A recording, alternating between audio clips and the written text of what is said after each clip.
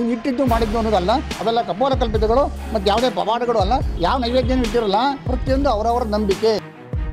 ನಮಸ್ಕಾರ, first tube ನ ಮತ್ತೊಂದು ವಿಡಿಯೋಗೆ ಸ್ವಾಗತ. ನಾವು ಭಾರತದ ಪುರಾತನ ದೇವಾಲಯಗಳ ರಹಸ್ಯಗಳು, ಪವಾಡಗಳು ಮತ್ತು ಸಾಂಸ್ಕೃತಿಕ ವೈಭವಗಳನ್ನ ಅನ್ವೇಷಿಸ್ತಾ ಇದ್ದೀವಿ. ಎಂದು ನಾವು ಮಾತನಾಡ್ತಾ ಇರೋದು ಹಾಸನದ ಅಧಿದೇವತೆ ಶ್ರೀ ಹಾಸನಾಂಬೆ ಬಗ್ಗೆ.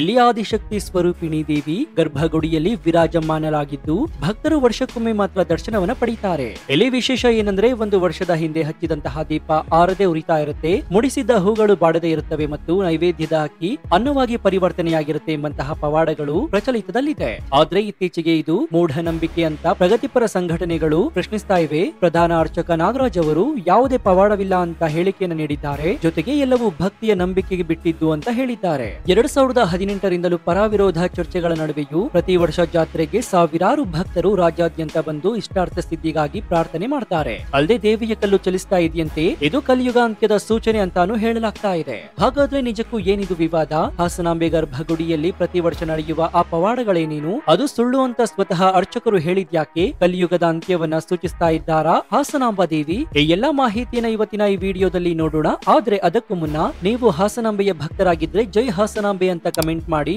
ಜೊತೆಗೆ ವಿಡಿಯೋಗೆ ಲೈಕ್ ಕೊಡಿ. ಅಲ್ಲದೆ ಈ ಪವಾಡ ನಿಜ ಅಂತ ನಿಮ್ಗೆ ಅನ್ಸುತ್ತಾ ಅಥವಾ ಸುಳ್ಳು ಅಂತ ಅನ್ಸುತ್ತಾ? ಕಮೆಂಟ್ ಮೂಲಕ ತಿಳಿಸಿ. ವರ್ಷಕ್ಕೊಮ್ಮೆ ದರ್ಶನ ನೀಡುವ ಹಾಸನದ ಹಾಸನಾಂಬ ದೇವಾಲಯದಲ್ಲಿ ವಿಜೃಂಭಣೆಯ ಮಹೋತ್ಸವ. ನಾಡಿನ ನಾನಾ ಭಾಗಗಳಿಂದ ಬಂದಂತಹ ಭಕ್ತರು ತಮ್ಮ ಇಷ್ಟಾರ್ಥ ಸಿದ್ಧಿಗಾಗಿ ಪ್ರಾರ್ಥಿಸ್ತಾ ಇದ್ದಾರೆ. ಭಕ್ತರ ಪ್ರಾರ್ಥನೆಗೆ ಒಲಿದು ವರವನ್ನು ನೀಡುವ ಇಷ್ಟಾರ್ಥ ಸಿದ್ಧಿ ದೇವಸ್ಥಾನ ಇದಾಗಿದೆ. ಇತಿಹಾಸ ಪ್ರಸಿದ್ಧ ಹಾಸನಾಂಬ ದೇಗುಲದಿಂದಲೇ ಹಾಸನ ಎಂಬ ಹೆಸರು ಬಂದಿದೆ ಎಂಬುವಂತಹ ಪ್ರತೀತಿ ಕೂಡ ಇದೆ. ನಗರ ದೇವತೆ ಇಲ್ಲಿ ನೆಲೆಸಿ ಪ್ರತಿಯೊಬ್ಬರ ಸಂಕಷ್ಟ ನಿವಾರಣೆ ಮಾಡುವ ದೇವಿಯಾಗಿ ಖ್ಯಾತಿಯನ್ನ ಪಡೆದಿದೆ ಈ ದೇವಸ್ಥಾನ. ಈ ದೇವಾಲಯವನ್ನ 12ನೇ ಶತಮಾನದಲ್ಲಿ ಹೊಯ್ಸಳರ ಕಾಲದಲ್ಲಿ ನಿರ್ಮಿಸಲಾಗಿದೆ ಎಂಬುವಂತಹ ಇತಿಹಾಸ ಇದೆ. ಇಲ್ಲಿ ಸಪ್ತಮಾತೃಕೆಯರಲ್ಲಿ 3 ತಾಯಿಯರು ನೆಲೆಸಿದ್ದಾರೆ. ಇವರನ್ನೇ ಇಂದು ಪ್ರತಿಯೊಬ್ಬರು ಪೂಜಿಸ್ತಾ ಇದ್ದಾರೆ. ಸಪ್ತಮಾತೃಕೆಯರಾದ ಬ್ರಾಹ್ಮಿ, ಮಹೇಶ್ವರಿ, ಕೌಮಾರಿ, ವೈಷ್ಣವಿ, ವರಾಹಿ, ಇಂದ್ರಾಣಿ ಮತ್ತು ಚಾಮುಂಡಿಯವರು ಭೂಮಿಗೆ ಬಂದಾಗ ಹಾಸನದ ಸೌಂದರ್ಯಕ್ಕೆ ಮಾರು ಹೋಗಿ ಅಲ್ಲೇ ನೆಲೆಸಲು ನಿರ್ಧರಿಸುತ್ತಾರಂತೆ. ಅವರಲ್ಲಿ ಮಹೇಶ್ವರಿ, ಕೌಮಾರಿ, ವೈಷ್ಣವಿ ಹಾಸನದಲ್ಲಿ ನೆಲೆಸಿದ್ದಾರೆ. ಬ್ರಾಹ್ಮಿ ಹಾಗೂ ಇಂದ್ರಾಣಿ ಕೆಂಚಮ್ಮನ ಹೊಸಕೋಟೆಯಲ್ಲಿ ನೆಲೆಸಿದ್ದಾರೆ. ವರಾಹಿ ಮತ್ತು ಚಾಮುಂಡಿ ದೇವಿ ಒಂದು ಬಾವಿಯಲ್ಲಿ ನೆಲೆಸಿದ್ದಾರೆ. ಹಾಸನಾಂಬೆ ಶಕ್ತಿ ಸ್ವರೂಪಿಣಿ ದೇವಿಯಾಗಿದ್ದು ಶ್ರೀಶಕ್ತಿಯ ಸಾಂಕೇತಿಕವಾಗಿದ್ದಾಳೆ. ಬೇಡಿದ ವರವನ್ನ ಕೊಡುವ ಶಕ್ತಿ ದೇವತೆಯಾಗಿ ಜನಮಾನಸದಲ್ಲಿ ಹಾಸನಾಂಬೆ ಕಾಣಿಸಿಕೊಳ್ತಾ ಇದ್ದಾರೆ. ಇನ್ನು ಇಲ್ಲಿ ಒಂದು ವಿಶೇಷತೆ ಇದೆ. ಗರ್ಭಗುಡಿಯಲ್ಲಿ ಒಂದು ವರ್ಷದ ಹಿಂದೆ ಹಚ್ಚಿರುವಂತಹ ದೀಪವು ಆರೋದೇ ಇಲ್ಲ. ಹಾಗೆಯೇ ದೇವಿಗೆ ಮುಡಿಸಿದ ಹೂ ಬಾಡದೆ ನೈವೇದ್ಯಕ್ಕಿಟ್ಟಂತಹ ಅಕ್ಕಿಯು ಅನ್ನವಾಗಿರುವಂತಹ ವಿಸ್ಮಯ ದೃಶ್ಯಗಳು ಭಕ್ತಾದಿಗಳು ಇಲ್ಲಿ ಕಾಣಬಹುದಾಗಿದೆ. ಬಲಿಪಾಂಡಮಿಯ 3ನೇ ದಿನ ಬಾಗಿಲು ಹಾಕುವಂತಹ ಸಂದರ್ಭದಲ್ಲಿ ದೇವಿಗೆ ದೀಪ, ಅಕ್ಕಿ, ನೈವೇದ್ಯ ಮತ್ತು ಅಲಂಕಾರ ಮಾಡಲಾಗುತ್ತೆ. ಇವೆಲ್ಲವೂ ಮುಂದಿನ ವರ್ಷ ಹಾಗೆಯೇ ಇರುವುದು ಮಾತ್ರ ವಿಸ್ಮಯವೇ ಸರಿ ಅಂತ ಹೇಳಬಹುದು. ಇದು ದೇವಿಯ ಪವಾಡ ಅಂತ ಕೂಡ ಹೇಳಲಾಗುತ್ತೆ.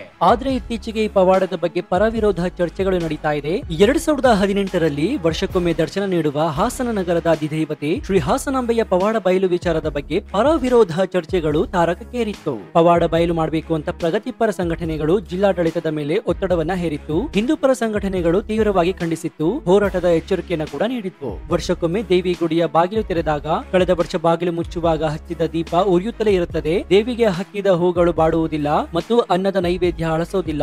ಇದು ದೇವಿಯ ಪವಾಡ ಎಂದೇ ಜನಜನಿತವಾಗಿತ್ತು. ಆದ್ರೆ ಪ್ರಗತಿಪರ ಸಂಘಟನೆಗಳು ಇದರ ಬಗ್ಗೆ ಪ್ರಶ್ನೆಯನ್ನ ಎತ್ತಿದ್ವು. ತೀರಾ ಅವೈಜ್ಞಾನಿಕವಾದಂತಹ ಮೂಢನಂಬಿಕೆಯನ್ನ ಪ್ರೋತ್ಸಾಹಿಸುವಂತಹ ಪವಾಡಗಳಿಗೆ ಒತ್ತು ನೀಡುವ ಮೂಲಕ ಜನತೆಗೆ ದ್ರೋಹ ಮಾಡಲಾಗ್ತಾ ಇದೆ ಅಂತ ಕೂಡ ಹೇಳಿದ್ರು. ಹೀಗಾಗಿ ದೇವಾಲಯದ ಪವಾಡವನ್ನ ಜಿಲ್ಲಾಡಳಿತ ಬಹಿರಂಗಪಡಿಸಬೇಕು ಅಂತ ಸಿಐಟಿಯು, ಸಿಪಿಎಂ ಮತ್ತು ಭಾರತ ಜ್ಞಾನ ವಿಜ್ಞಾನ ಸಮಿತಿ ಸೇರಿದಂತೆ ಅನೇಕ ಪ್ರಗತಿಪರ ಸಂಘಟನೆಗಳ ಮುಖಂಡರು ಒತ್ತಡ ಹೇರ್ತಾ ಇದ್ರು. ಇದೇ ವೇಳೆ ಹಿಂದೂಪರ ಸಂಘಟನೆಗಳ ಮುಖಂಡರು ತೀವ್ರ ವಿರೋಧವನ್ನ ಕೂಡ ವ್ಯಕ್ತಪಡಿಸಿದ್ರು. ಪವಾಡ ಬಯಲಿಗೆ ಆಗ್ರಹಿಸುವುದು ಭಕ್ತರ ಧಾರ್ಮಿಕೆಗೆ ಧಕ್ಕೆ ತರುವ ವಿಚಾರವಾಗಿದೆ. ಇದನ್ನ ನಿಲ್ಲಿಸದಿದ್ರೆ ತೀವ್ರ ಹೋರಾಟ ಮಾಡಲಾಗುವುದು ಅಂತ ಕೂಡ ಹೇಳಿದ್ರು. ಆದ್ರೆ ದೇವಾಲಯದ ಪ್ರಧಾನ ಅರ್ಚಕರಾಗಿರುವಂತಹ ನಾಗರಾಜ್ ಅವರು ಒಂದು ಹೇಳಿಕೆಯನ್ನು ನೀಡ್ತಾರೆ. ದೇವಾಲಯದಲ್ಲಿ ಯಾವುದೇ ಪವಾಡ ನಡೆಯೋದಿಲ್ಲ ಅಂತ ಕೂಡ ತಿಳಿಸಿದ್ರು. ಗರ್ಭಗುಡಿ ಬಾಗಿಲು ಮುಚ್ಚುವ ಮುನ್ನ ಹಣತೆ ಹಚ್ಚಲಾಗಿರುತ್ತೆ. ಇಟ್ಟ ನೈವೇದ್ಯ ಹಳಸಲ್ಲ, ಹೂ ಬಾಡಲ್ಲ ಎನ್ನುವುದು ಸುಳ್ಳು. ಅಲ್ಲಿ ಬಾಗಿಲು ಮುಚ್ಚುವಾಗ ಹೂ ಅಥವಾ ಯಾವುದೇ ನೈವೇದ್ಯ ಇಡುವುದಿಲ್ಲ. ಬಾಗಿಲು ತೆರೆಯುವ ಮುನ್ನ ಹೊಸದಾಗಿ ಬತ್ತಿ ಹಚ್ಚಲಾಗುತ್ತದೆ. ಅನ್ನ ಇಟ್ಟು ಹೂ ಹಾಕಲಾಗುತ್ತದೆ. ಎಲ್ಲವೂ ಅವರವರ ಭಾವಕ್ಕೆ, ಭಕ್ತಿಗೆ ಮತ್ತು ನಂಬಿಕೆಗೆ ಬಿಟ್ಟಿದ್ದು ಅಂತ ಹೇಳಿದ್ರು. ಆದ್ರೆ ನೆನಪಿರ್ಲಿ, ಈ ಘಟನೆ ನಡೆದಿದ್ದು 2018ರಲ್ಲಿ.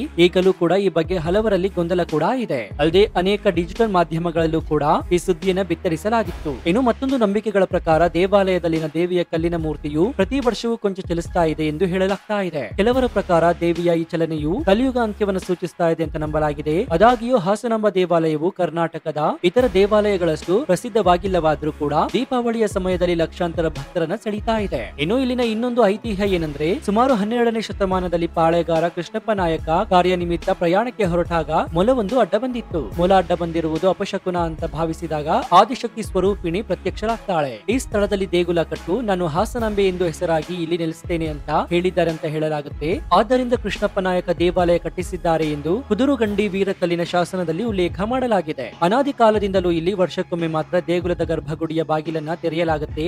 ಆಶ್ವೇಜ ಮಾಸದ ಪೌರ್ಣಮಿಯ ನಂತರ ಬರುವ ಮೊದಲ ಗುರುವಾರದಂದು ಹಾಸನಾಂಬ ದೇವಾಲಯದ ಗರ್ಭಗುಡಿಯ ಬಾಗಿಲನ್ನ ತೆರೆಯಲಾಗುತ್ತೆ. ನಂತರ ಬಲಿಪಾಂಡ್ಯಮಿಯ ಮಾರನೇ ದಿನವೇ ಹಾಸನಾಂಬ ದೇವಾಲಯದ ಗರ್ಭಗುಡಿಯನ್ನ ಮುಚ್ಚಲಾಗುತ್ತದೆ. ಒಟ್ಟು 14 ದಿನಗಳ ಕಾಲ ಹಾಸನಾಂಬ ದೇಗುಲದ ಗರ್ಭಗುಡಿಯನ್ನ ತೆರೆದು ದೇವಿಯ ದರ್ಶನವನ್ನ ಪಡೆಯಬಹುದು. ಈ ಸಂದರ್ಭದಲ್ಲಿ ನಾನಾ ಹರಕೆಗಳನ್ನ ಹೊತ್ತ ಸಾವಿರಾರು ಸಂಖ್ಯೆಯಲ್ಲಿ ಭಕ್ತಾದಿಗಳು ಇಲ್ಲಿಗೆ ಆಗಮಿಸಿ ತಮ್ಮ ಹರಕೆಯನ್ನ ತೀರಿಸುತ್ತಾರೆ. ವಿವಾಹ ಸಮಸ್ಯೆ ಇರುವವರು, ಅನಾರೋಗ್ಯ ಪೀಡಿತರು, ಕಷ್ಟಗಳಿಂದ ಬಳಲ್ತಾ ಇರುವವರು, ಮೋಸ ಹೋಗಿರುವವರು ಸೇರಿದಂತೆ ಹಲವಾರು ರೀತಿಯ ಭಕ್ತರು ಹಾಸನಾಂಬೆ ತಾಯಿಯ ಬಳಿ ಪರಿಹಾರ ಕೇಳಲು ಬರ್ತಾರೆ. ಶುದ್ಧ ಭಕ್ತಿಯಿಂದ ಪೂಜೆ ಮಾಡಿದ್ರೆ ದೇವಿಯ ಕೃಪೆಗೆ ಪಾತ್ರರಾಗ್ತಾರೆ ಎನ್ನುವ ನಂಬಿಕೆ ಕೂಡ ಇದೆ. ಇನ್ನು ವರ್ಷಕ್ಕೊಮ್ಮೆ ಹಾಸನಾಂಬ ದೇವಿಯ ಜಾತ್ರೆಯನ್ನ ವಿಜೃಂಭಣೆಯಿಂದ ಆಚರಿಸಲಾಗುತ್ತೆ. ರಾಜ್ಯ ಮಾತ್ರವಲ್ಲದೆ ಅನ್ಯ ರಾಜ್ಯಗಳಿಂದಲೂ ಕೂಡ ಇಲ್ಲಿಗೆ ಸಾವಿರಾರು ಸಂಖ್ಯೆಯಲ್ಲಿ ಭಕ್ತಾದಿಗಳು ಬಂದು ತಮ್ಮ ಇಷ್ಟಾರ್ಥ ಸಿದ್ಧಿಗಾಗಿ ಪ್ರಾರ್ಥನೆ ಸಲ್ಲಿಸುತ್ತಾರೆ. ವರ್ಷಕ್ಕೊಮ್ಮೆ ಬಾಗಿಲು ತೆರೆಯುವಂತಹ ದೇವಿಯ ದರ್ಶನ ಪಡೆದರೆ ಜೀವನ ಪಾವನವಾಗುತ್ತೆ ಎನ್ನುತ್ತಾರೆ ಇಲ್ಲಿನ ಮುಖ್ಯ ಅರ್ಚಕರು. ಗರ್ಭಗುಡಿಯ ಬಾಗಿಲನ್ನ ಮಾತ್ರ ಮುಚ್ಚಲಾಗುತ್ತೆ. ಆದ್ರೆ ದೇವಸ್ಥಾನದ ಆವರಣದಲ್ಲಿ ಪ್ರತಿದಿನ ದೇವಿಯ ಪೂಜೆ ನಡೆಯುತ್ತೆ ಎನ್ನಲಾಗುತ್ತೆ. ಇಷ್ಟಾರ್ಥ ಸಿದ್ಧಿಗಾಗಿ ದೇವಿಯ ದರ್ಶನ ಪಡೆಯದೇ ಇರುವವರು ಒಮ್ಮೆ ಭೇಟಿ ಮಾಡಿ ಭಕ್ತಿ ಭಾವದಿಂದ ಪೂಜೆ ಮಾಡಿದ್ರೆ ದೇವಿಯ ವರ ಸಿಗಲಿದೆ.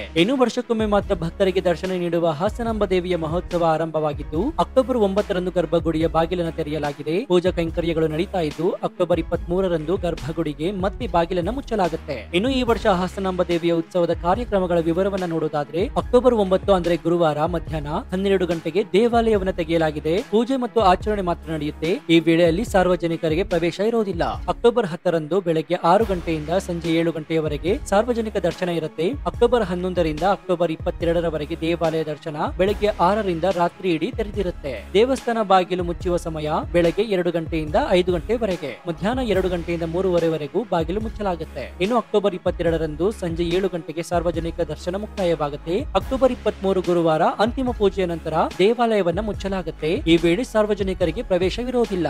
ಒಟ್ಟಾರೆಯಾಗಿ ಹಾಸನಾಂಬ ದೇವಿಯು ನಿಜಕ್ಕೂ ಕೂಡ ಕಲಿಯುಗದಲ್ಲಿ ಪವಾಡವನ್ನ ಸೃಷ್ಟಿಸುತ್ತಿದ್ದಾಳೆ ಅಂತ ಅನೇಕರು ನಂಬಿದ್ದಾರೆ. ಆದ್ರೆ 2018ರಲ್ಲಿ ಪವಾಡದ ಬಗ್ಗೆ ಒಂದು ವಿವಾದ ಭುಗಿಲೆದ್ದಿತ್ತು. ಆ ಬಗ್ಗೆ ಸ್ವತಃ ಅರ್ಚಕರೇ ಒಂದು ಸ್ಪಷ್ಟನೆಯನ್ನ ನೀಡಿದ್ದಾರೆ. ಅದು ಕೂಡ ಕೆಲವರು ನಂಬಲು ಅಸಾಧ್ಯ ಅಂತ ಕೂಡ ಹೇಳ್ತಾ ಇದ್ದಾರೆ. ಸೊ ಈ ಬಗ್ಗೆ ನಿಮ್ಮ ಅನಿಸಿಕೆ ಏನು ಅಂತ ಕಮೆಂಟ್ ಮಾಡಿ ಹಾಗೂ ವಿಡಿಯೋಗೆ ಲೈಕ್ ಕೊಡಿ. ನೀವು ಇನ್ನೂ ನಮ್ಮ ಚಾನೆಲ್ ಅನ್ನ ಸಬ್ಸ್ಕ್ರೈಬ್ ಮಾಡ್ಕೊಂಡಿಲ್ಲ ಅಂದ್ರೆ ಈ ಕೂಡಲೇ ಸಬ್ಸ್ಕ್ರೈಬ್ ಮಾಡ್ಕೊಂಡು ಪಕ್ಕದಲ್ಲಿರುವಂತಹ ಬೆಲ್ ಐಕಾನ್ ಅನ್ನು ಪ್ರೆಸ್ ಮಾಡಿ. ಇದರಿಂದ ನಾವು ಹಾಕುವಂತಹ ಹೊಸ ವಿಡಿಯೋಗಳ ನೋಟಿಫಿಕೇಶನ್ ನಿಮಗೆ ಸಿಗುತ್ತೆ. ಇದಾಗಿತ್ತು ಈ ಕ್ಷಣದ ವಿಶೇಷ. ನೋಡ್ತಾ ಇರಿ ಫಸ್ಟ್ ಟ್ಯೂಬ್ ಕನ್ನಡ. ಧನ್ಯವಾದ.